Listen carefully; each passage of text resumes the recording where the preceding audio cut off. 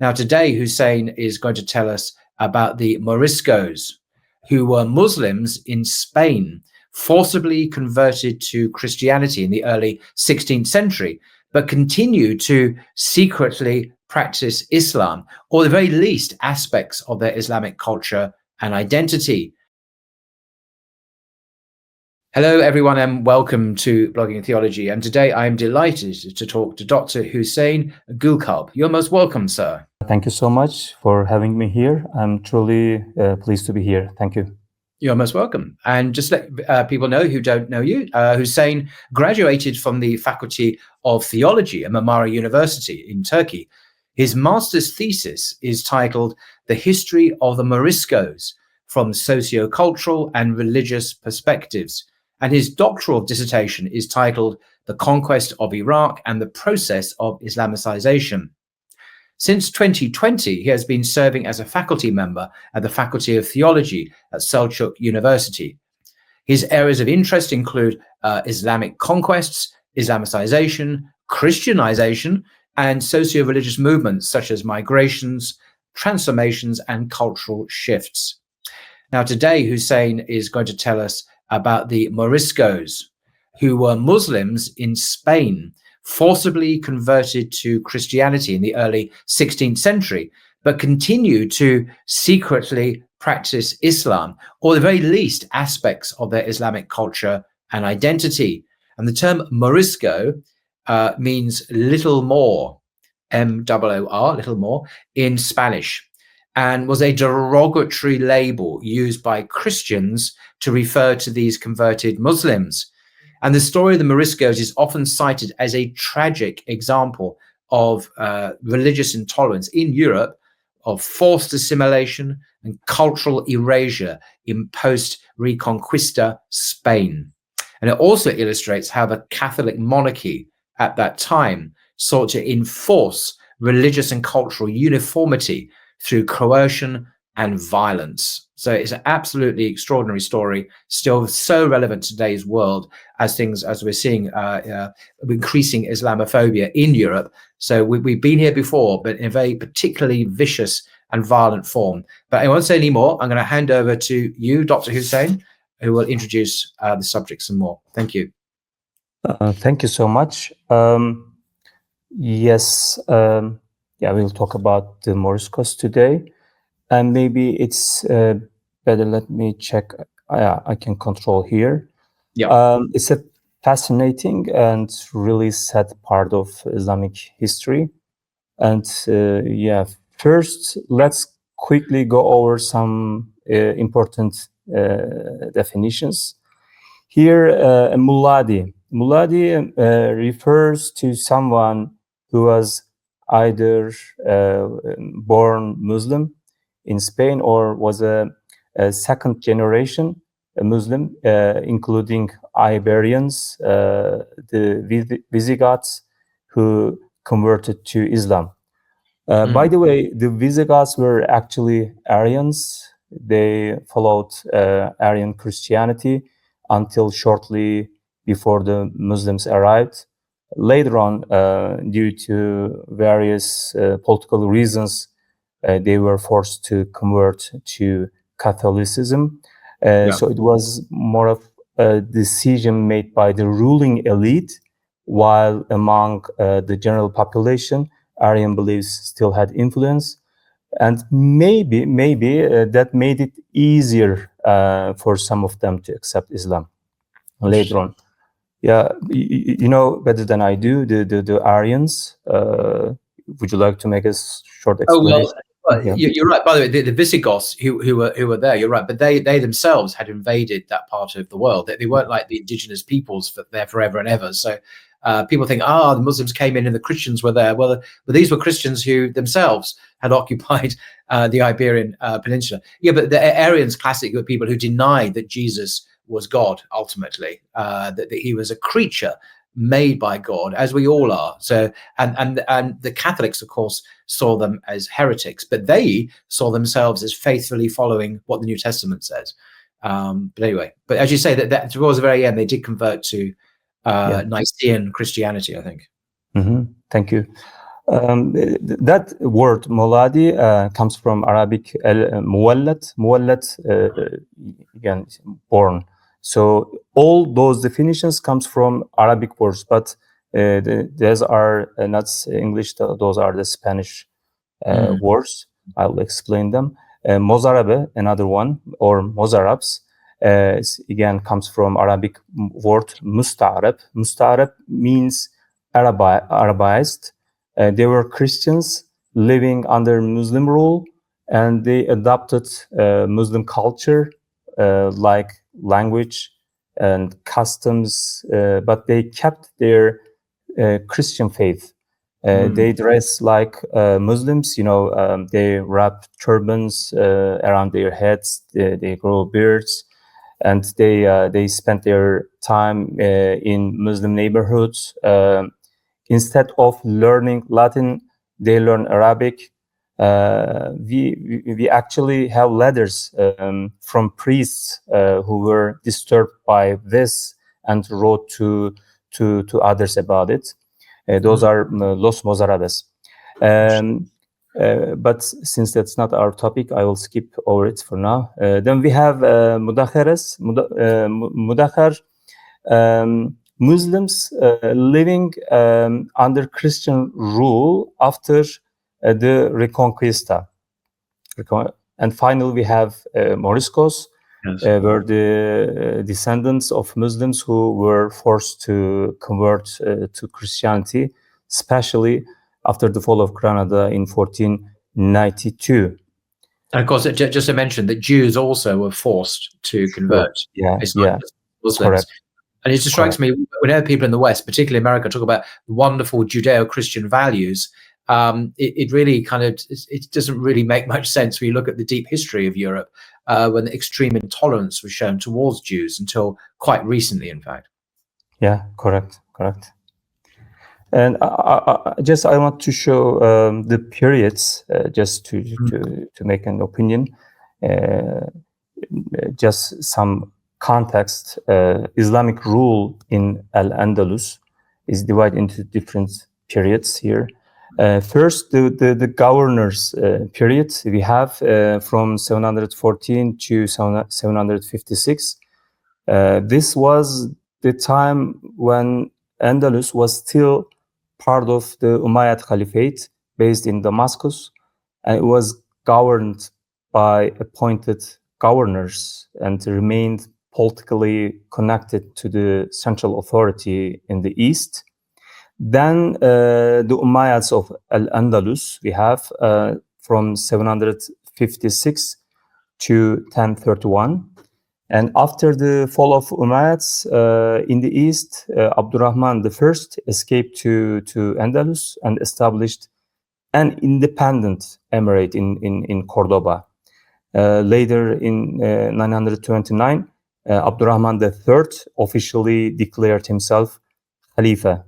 After that, the Taifa period, which lasted until 1090, and following the collapse of Caliphate, Al-Andalus broke up into smaller rival kingdoms called Taifas. These were often politically weak and militarily vulnerable, which made them easy to be conquered, easy targets.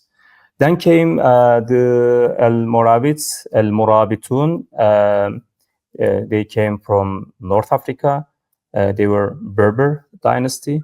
Next to Al-Muwahhidun, Al-Muhads from 1147 to 1248. Al-Muhads, the Al-Muhads also Berbers from, again, North Africa, and overthrew the Al-Murabitun and took to control. And finally, we have the Nasrid Kingdom of Granada from 1232 until 1492. This was the last Muslim state in Iberia, although it survived for over 250 years. It did so as a vassal to Christian kingdoms, paying tribute to stay in power. until it finally fell to Ferdinand and Isabella in 1492. You mentioned The Ferdinand end. and Isabella. These were the Catholic kings of what was of Spain, and Granada is on the southernmost tip of Spain. If you look at the map today, it's right at the south, and that kingdom survived. That Granada survived. A couple of centuries, as you say, but very much subservient to the Catholic kings who and Catholic king and queen, and you can still see their statues in Granada. I was there a couple of weeks ago. They're still very much remembered as great Spanish people, but of course they did what they did. Correct. And after that marriage, they Ferdinand and Isabella, and then they became stronger. And then afterwards the official status of the Muslims ended after that marriage. Here I just put sorry. No, I was just saying this is a very interesting map because I'm just looking at the Visigoths because they were not indigenous, as you say, to Spain. I'm just looking at where they originally came from on the map. Yeah, they came from the north, Visigoths, the West Goths, and also their East Goths. And there are slaves, when the barbers, they were, when they are slaves, they are called Slavs, and the Franks are the frees. They are not slaves. I didn't know that meant frees. That's interesting. Gosh, thank you. Yeah, but all of them came from the north. Those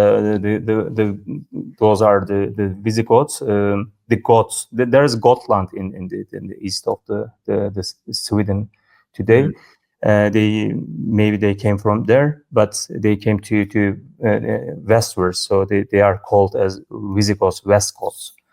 Yeah, the migrations here, after the Islamic conquest, there were major waves of migrations, and the Muslims moved to Iberian Peninsula, settled across the large areas afterwards here. From China to Iberia, we see the Muslims here. So the Islamic conquest of Iberia started, in 711. The Muslim armies entered Spain, and the first army led by Tariq bin Ziyad, and later on, 1 year later, Musa bin Nusayr, he completed the conquest of Andalusia. Tariq is a well-known name, but the real commander here, the chief commander of this conquest, the chief strategist, and also the governor of North Africa was Musa bin Nusayr. And both of them were children of Mewali. They were not Arabs. Tariq was a Berber, and Musa was most likely of Syriac origin. I think.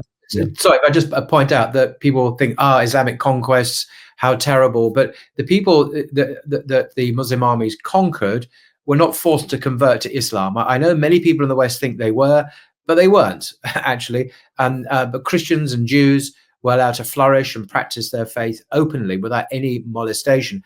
This is in great contrast to Christian colonization, the difference between that and colonization, where a whole population was forced to become something quite different. So there is a difference between conquest and colonization, I would argue, in many cases. Then extremely rarely did Muslims ever force anyone to convert. But all these areas, people carried on pretty much as they always had. They paid taxes to their new overlords, the Muslims, but they weren't forced to convert. The story with Christians is a bit different. In many places in the world, Christians, when they colonized countries, like in South America, for example, or Spain or United States, and the list, or other places in Africa, they were forced to convert. And that's a kind of religious colonization, which is not Islamic at all. Yeah, sure. The proof is that, for example, Greece was under Ottoman rule for centuries, but they still speak Greek, and they are still Orthodox. And you can see many examples in Middle East. They still kept their religion and their language and customs, etc. So there is no forcibly conversion. But if they become Muslims, they are so happy, very super happy. They just tell them, would you like to be Muslim? If not, they can pay taxes. And if you are paying taxes, you don't have to go to jihad. You don't have to fight against the others, but you just enjoy the security. That was the system. It was simple and it worked for centuries. Yeah. Good. And here, for example, initially around we see 50,000 Muslim soldiers, and most of them were not Arabs. They entered Iberia, and through migrations and conversions, by the 10th century, Muslims made up over half of the Iberian Peninsula, around 4 million inhabitants. More than 50% were Muslims, and then mixed with Arabs and Visigoths. They were not 100% Arab or Berber, and also they come from, descendants of Visigoths were Muslims, and they established the Muslim rule for centuries until the 15th and 17th century, secretly after the Reconquista. And here, the Islamic conquest in Iberia, we see here. It was very quick, by the way. Here, Umayyad Andalus at its greatest extent in 719. Umayyad rule in Spain.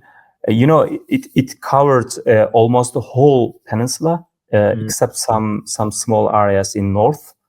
And also you can see here the Muslims crossed Pyrenees mountains and advanced deep into Frankish territory, France of today. They got as far as the area near Paris. However, in the year 732, they were defeated by the Franks under the commander of Charles Martel. Famous. It's very famous battle of. They still mention that today. I'm in France at the moment, and they're still very aware of this. It happened, well over 1,000 years ago. It's still part of many people's consciousness. Yeah, it's still, interestingly, Charles Martel, he's accepted as the grandfather of, Europe, or he was actually grandfather of Charlemagne, Karl der Grosse. Yeah. And he became somehow enduring symbol of European identity. And for centuries to come, both Martel and some other guys as well, like Roland, there is a Chanson de Roland. He was a warrior in that war, Poitiers War, who played a major role.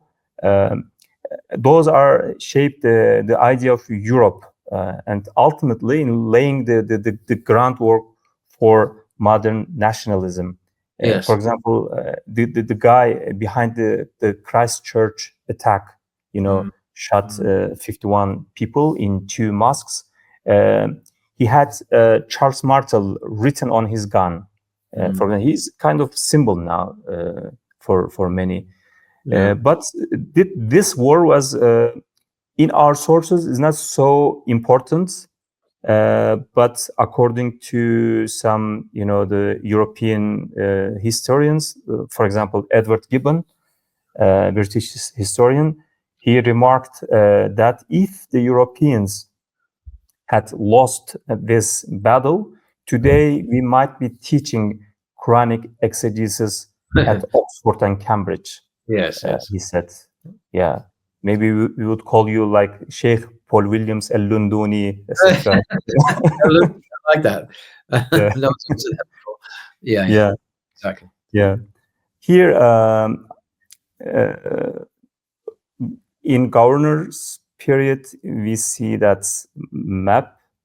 The next one is, as you see, is now their borders are getting narrowed. After the fall of Umayyads in Damascus, Abdurrahman I he came, and then Abdurrahman III he declared himself as Khalif. Here, interesting moment. The Caliph Abdurrahman III received an ambassador from the Holy Roman Emperor Otto I, for example. The Taifas period, after the fall of Caliphate of Cordoba, they just divide into the pieces, city-states. Here, Al-Murabids and Al-Muwahidun, they both control Iberia, some part of Iberia and North Africa, and they brought a new wave of Islamic level. After this period, Reconquista started. Reconquista meaning is the conquest, reconquest. Reconquest in English. Yeah. Reconquest. And after, the Christians' advance could not be stopped by Al-Munabitun, Al-Muwahidun. And one by one, the Muslim emirates fell under the control of Christian kingdoms. Ibn Khaldun may have developed his famous theory based on historical experience of those North African groups. He saw, as you know, history as a cycle, rise and fall, and it begins with nomadic tribes, because the Al-Muwahidun, Al-Murabidun, both were nomadic tribes. They were strong, disciplined, and united by asabiyya, solidarity, is group solidarity. Then comes afterwards the Hadara phase. Hadara is civilization phase, where they settle, build a state, enjoy wealth, art, culture, etc. But over time, comfort leads to weakness, and asabiyya fades, individualism rises. Yes. And this brings on fasad. Fasad is a period of corruption, division, and decline. And eventually the civilization collapses. It's a continuous cycle. It's quite similar to Nietzsche's the ewige Wiederkunft, eternal recurrence. So in a simpler or more well-known way, the hard times create strong men creates good times, and good times create weak men, and weak men create hard times. This is a meme often online on X and elsewhere, Instagram. You see these kind of pictorial representations, all these words quoted, obviously with a reference to today. It's not just an historical point. We are in a certain part of that cycle, and it's not a good place to be. So, and I think it rings true, to be honest. It really has a profound insight into our current situation as well. Yeah. Actually, normally the modern historians accept the progressive history. They think it's not cycle. We are always living the progress. Things are always moving forward. Like that Hegel's idea of correct. Yeah, but this period 722 or 711, I guess, and 1492, is that Europe, parts of Europe were Islamic for 800 years, 8 centuries of Islamic civilization. And in many ways, and this is broadly acknowledged by scholarship, these were the leading centers of civilization in Europe, all of Europe, whether it be in terms of science or scholarly pursuits, or even things like cleanliness and using soap and having street lighting. It was an incredibly advanced civilization, much more advanced than the rest of Christian Europe. But we have forgotten about it. But not most people perhaps are not aware of this incredible Islamic civilization that existed in Europe for 800 years, nearly a millennium. Yes, and also sometimes we think, or we cannot compare. Whiggism, they say. Whiggism is we think the history with the sense of today. It's a mistake. It's an illusion. For example, in 14th century, the population of Cordoba was around 300. 12th century is around 300,000 population. London was around 20,000-30,000, and Paris is again 30,000-40,000. And then they had very, very popular hospitals, and then when people have some serious sickness, they would bring their children to Andalusia. So it was kind of heart of Europe in many aspects. Yeah, exactly. Yeah. The Christian kingdoms in the north here, as we see, slowly pushing south in what they called Reconquista, and it took, of course, not in a short period. It took centuries, and eventually they recaptured most of Spain, and we see fall of Granada. Wow.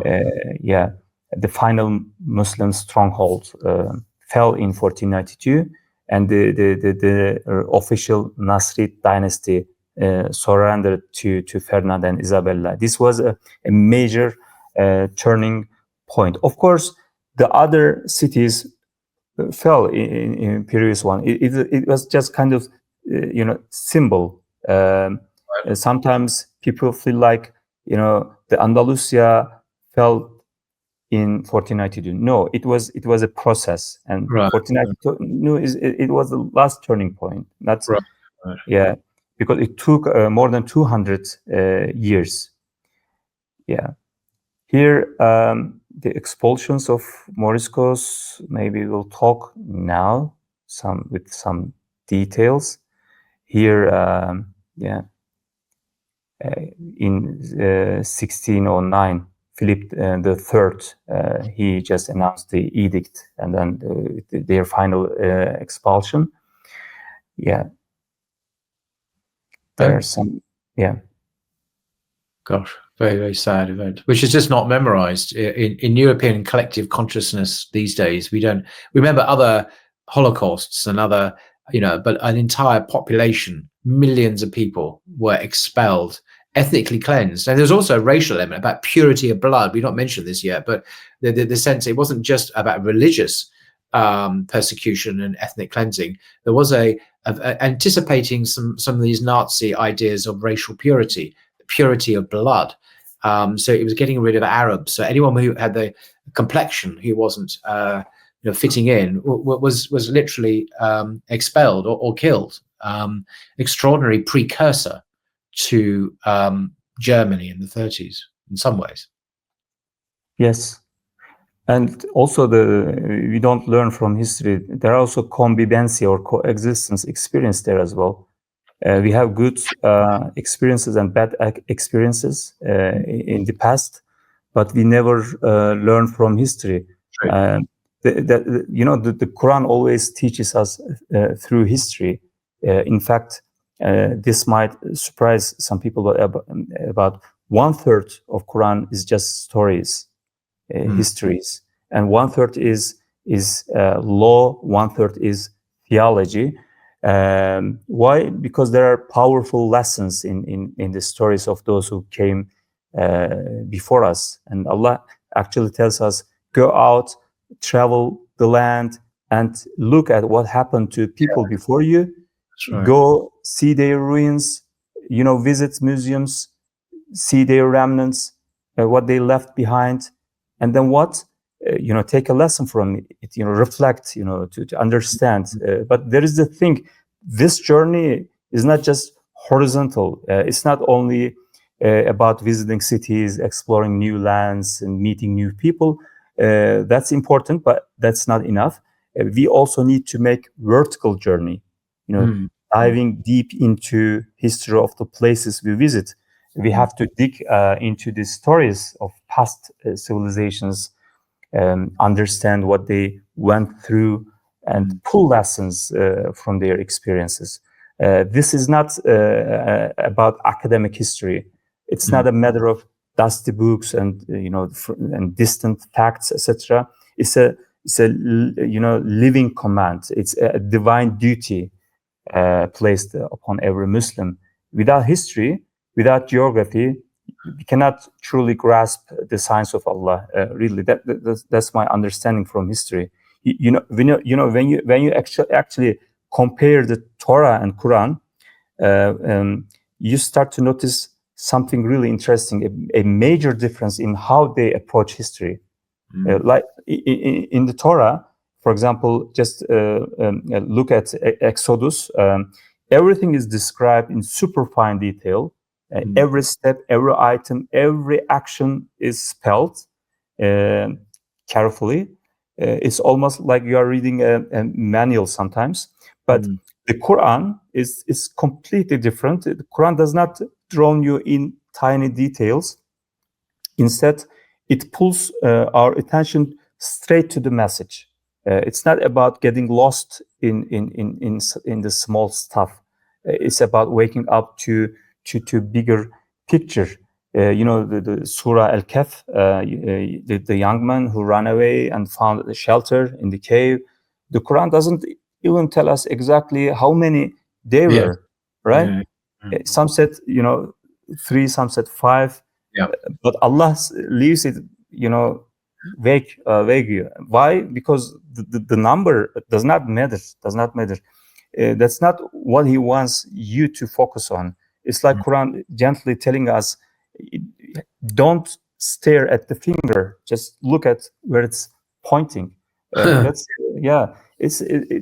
actually very interesting. And we don't focus on the lessons. We are focusing on the incidents. When it happened, what was the reasons, what was the results, and we don't focus on the meaning.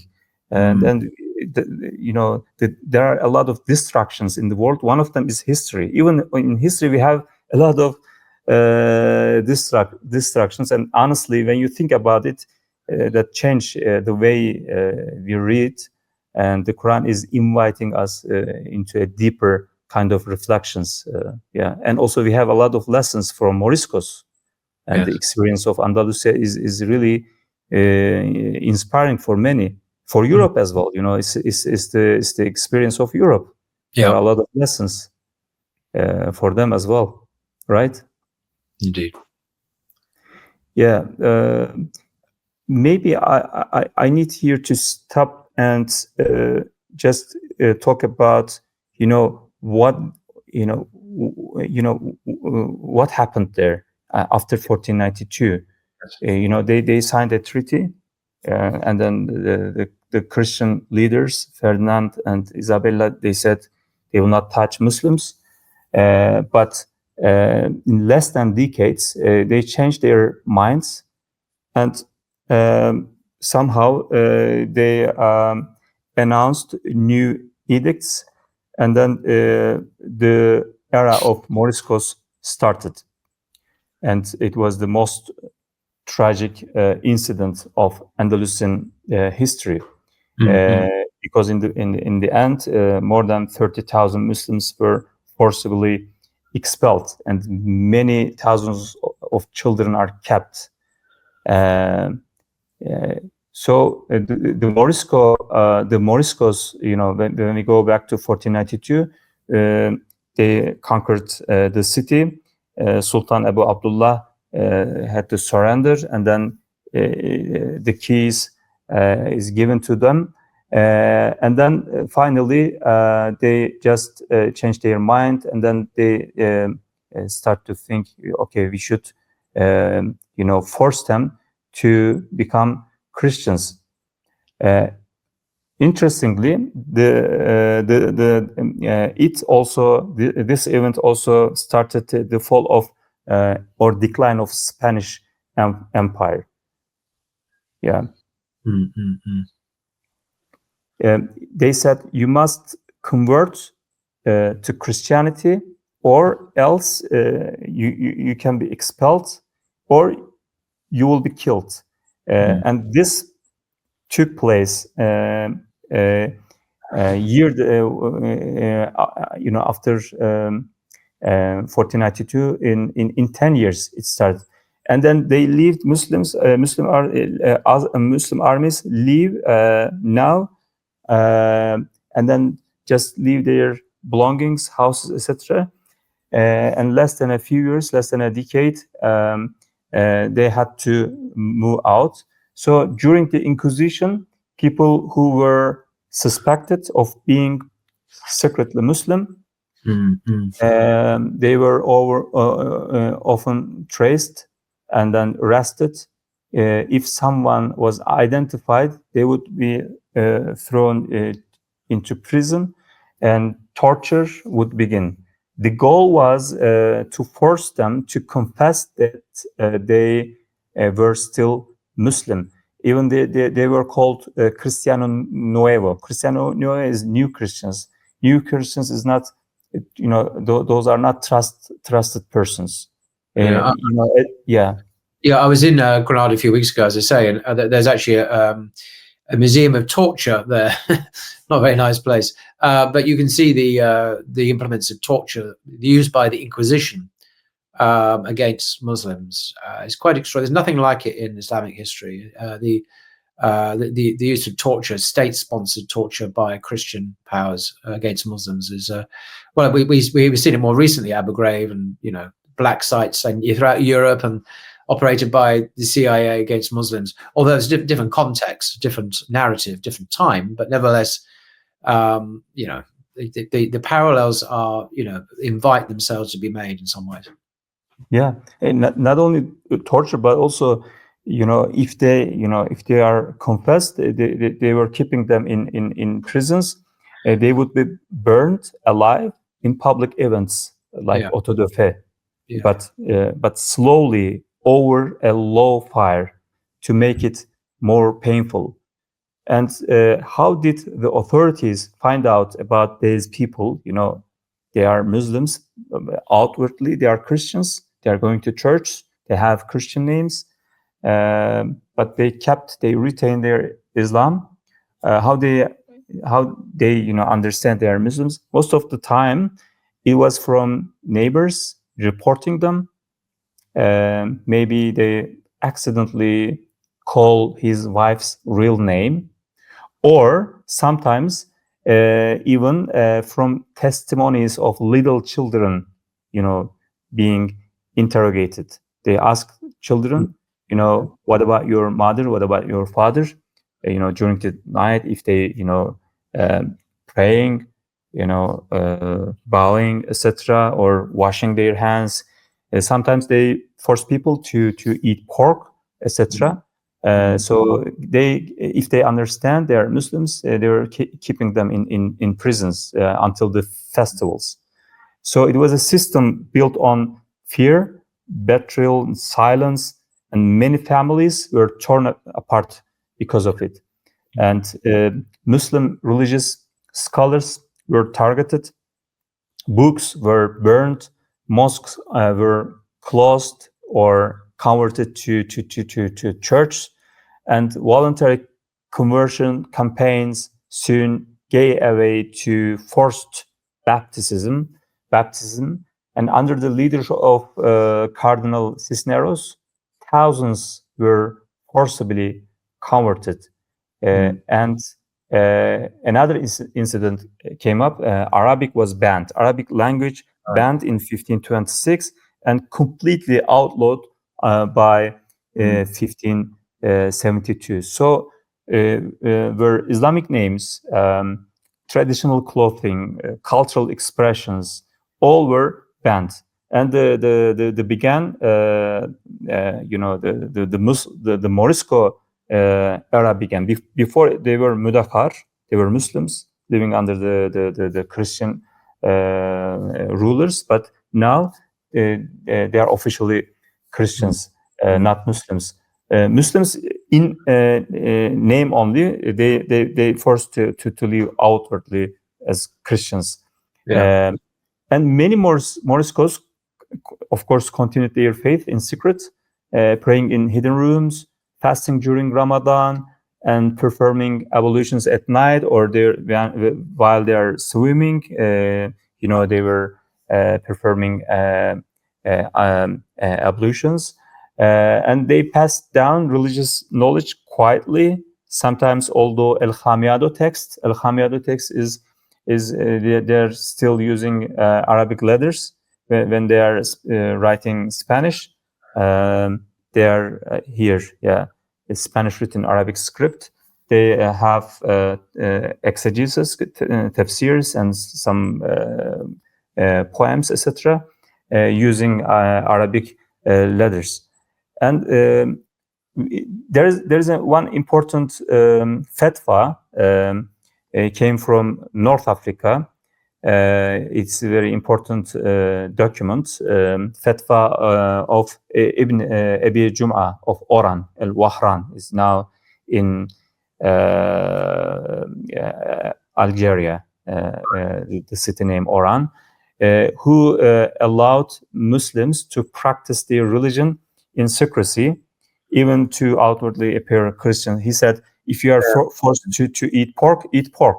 You know, if you are the crown allows this, doesn't it? The crown allows this. I mean, in exceptional because you're under pressure. You know, you do death or eating pork. You know, you can eat pork because it's the you know there are two options. Yeah. But you know, whatever they want you to do, do it. But keep your Islam in secret, in your heart, as much as you can. Your heart. Yeah. You know, whenever you can practice your Islam, you know, at home or however or whenever, just do it. That was the fatwa. Still, we have, and it can be found as well online, both Arabic and Spanish version. Yeah. Finally, we see we just approximately see around 30,000 Muslims were expelled, but not in 1 year. From 1609 until 1614, hundreds of thousands also were expelled. This first wave became in Valencia.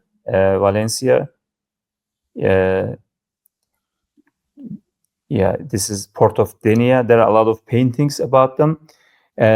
Children were kidnapped and raised as Christians, and many died on journey. You know, others were robbed, abused, and drowned at sea. For example, because of the sailors trying to make money faster, they would fill the ship with the people and then dump them into the Mediterranean Sea without ever reaching the shore. So it was, you know, a really sad story for them. And where did they go? Most of them went to North Africa, Morocco, Algeria, Tunisia of today, and some of them made their way to Ottoman Empire, settling in cities like Izmir, Istanbul, Bursa. Not only Muslims, but also Jewish population came from Spain. Still in Turkey, we have Jewish population, and they are Sepharad Jewish. They came from Spain. They know themselves. They still have their identity, but we cannot trace the Muslims because they are mixed with the population.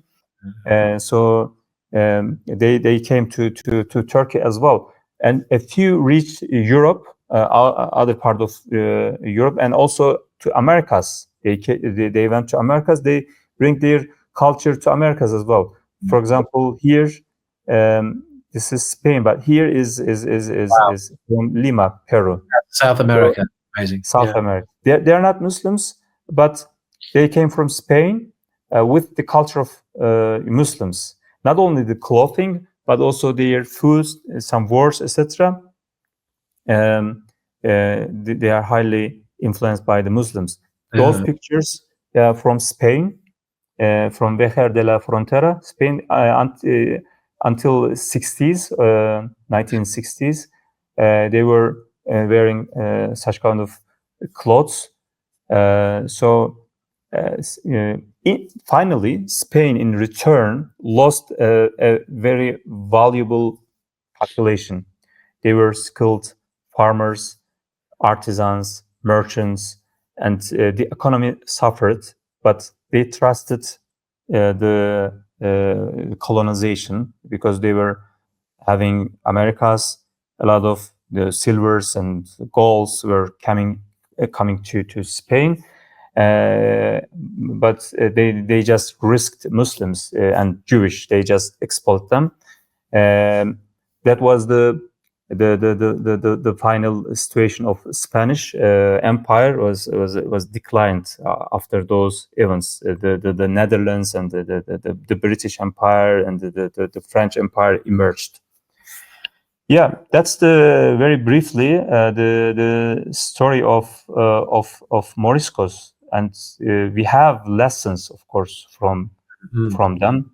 If you allow me, we can speak about what we can learn from. This is why it's so important to learn from this. Yeah, please, when we first off, and I know this might sound uncomfortable, but societies that give up on struggle or jihad is not a fighting, is a total struggling in its broad sense. They almost always end up humiliated, and there is no real way around it. You should be strong, otherwise it doesn't mean you will attack others, but you should be strong. Granada was weak. The Muslims were weak. They divided into pieces, like today. If you are weak, if you are divided into pieces, no need to complain. The main reason is yourself. It's not about Israel. They have missiles, they have power, etc., and you are divided into pieces. Even though for peace you should be strong. And also brings us to the next point. The human history does not follow a nice, clean, the upward path. It's cycle. Is always be rise and fall. Even it's like the human, our lives. We are born and we rise up and we are going to die. So the states, the nations are same as well. We should also understand that there is no eternal state. So they lived their peak and then they died. We should take lessons from their lives. Another takeaway, and this is once kind of subtle but powerful, is about aesthetics. Art, music, food, architecture, civilizations, that are famous for refined tastes. They are usually already in, when you see the art and the food, etc., is very nice, very fine. We should think that nation or civilization is in decline. I mean, think about it.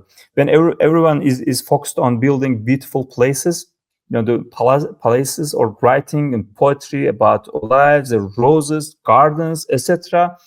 You are not fighting.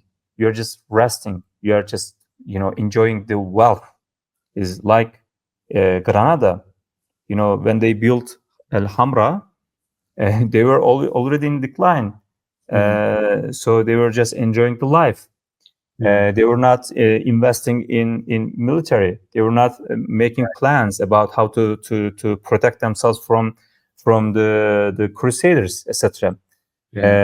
So this is another one, another lesson maybe we should take. And also, like it or not, the war is a society's ultimate expression of itself. If a nation avoids external struggle, eventually it starts turning inward, and it reflects our ethics. The wars reflects our religion or our way of life.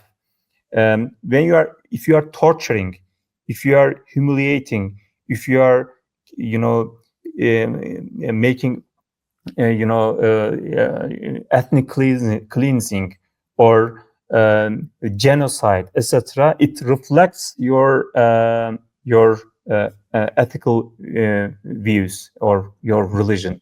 So here we see that the history of Islam, there is no such kind of incidents in our history. We don't kill people. We don't kill the whole the clean the whole nation, etc. This is not the main mentality. even though the Christians also have limits, the Christians have also some borders.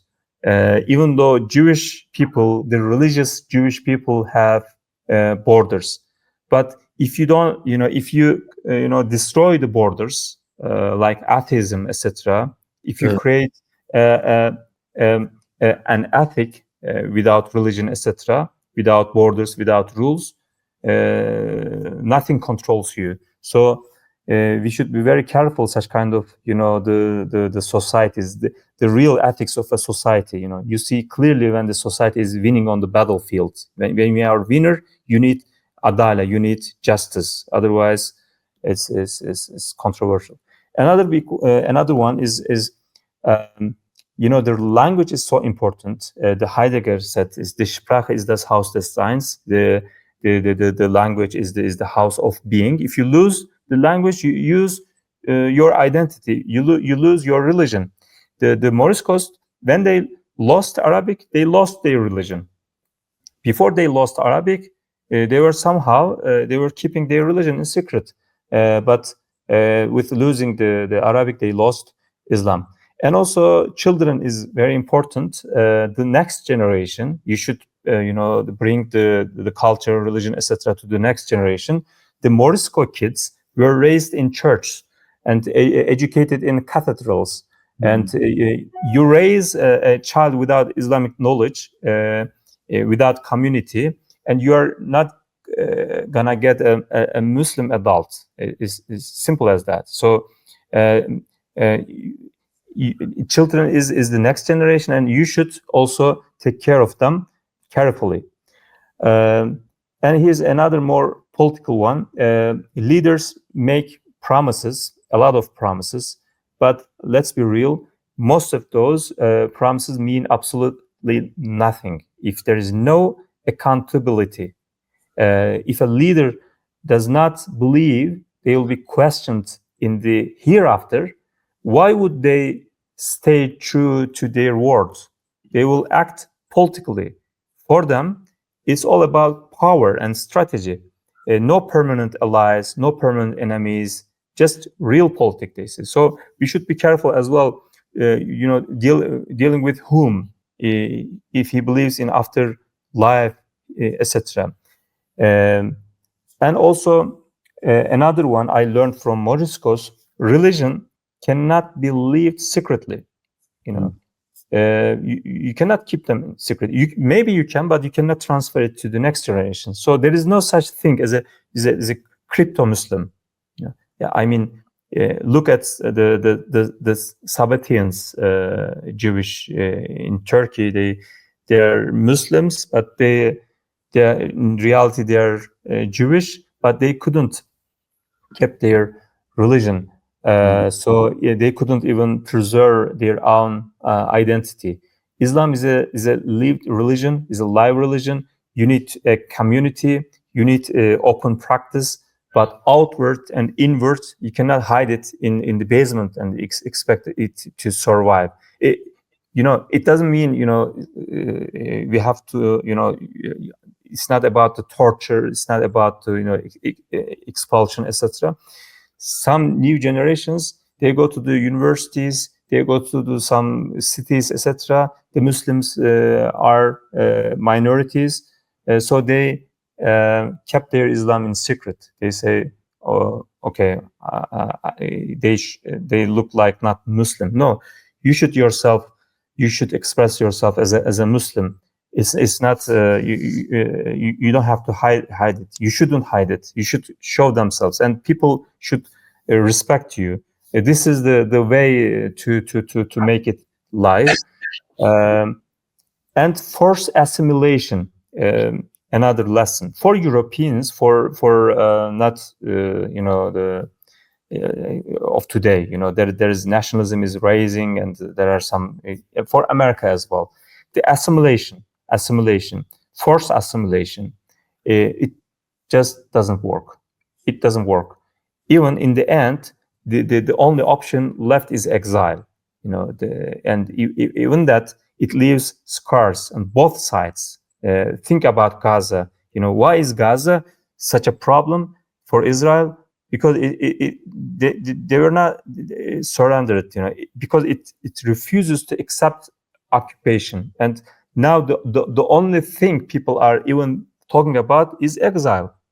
Again, same pattern.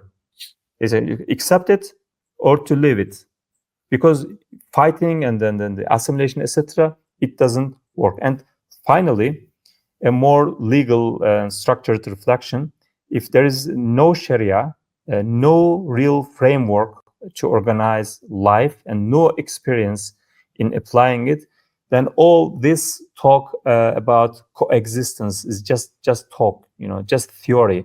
Muslims, though they have actually lived it, we have experience from the past. We have both the legal tradition and historical track record from Spain to India, from India to Balkans.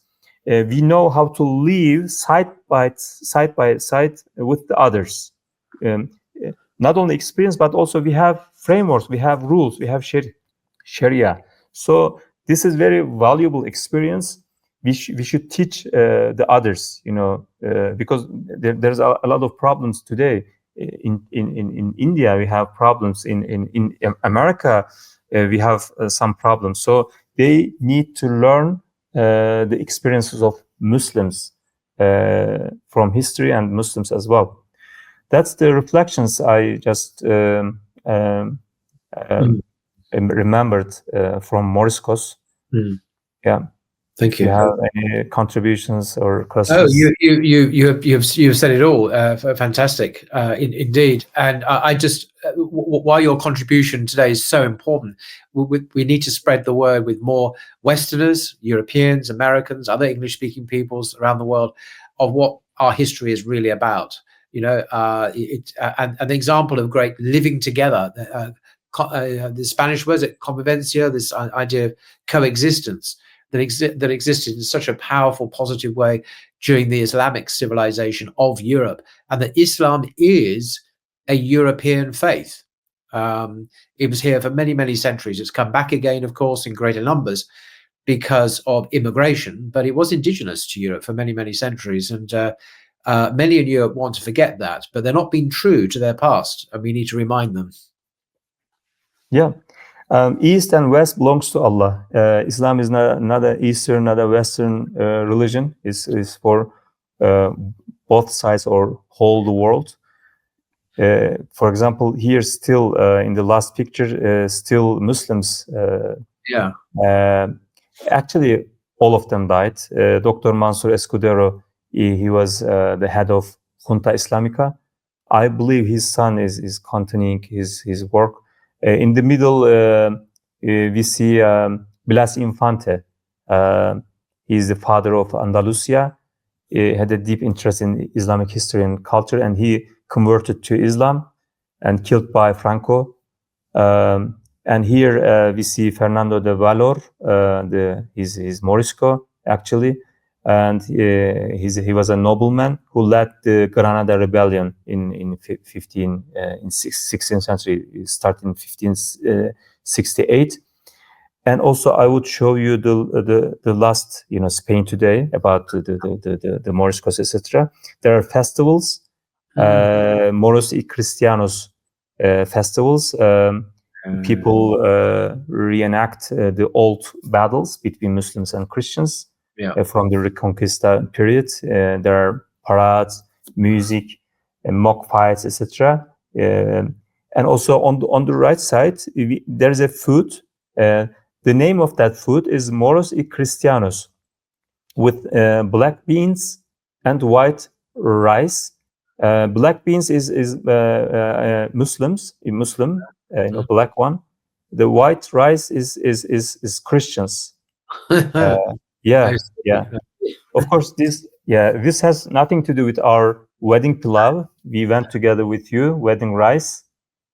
In Konya, in Turkey, we simply serve rice and meat, and there is no bad intention behind it, no dress codes, no bad intentions, etc.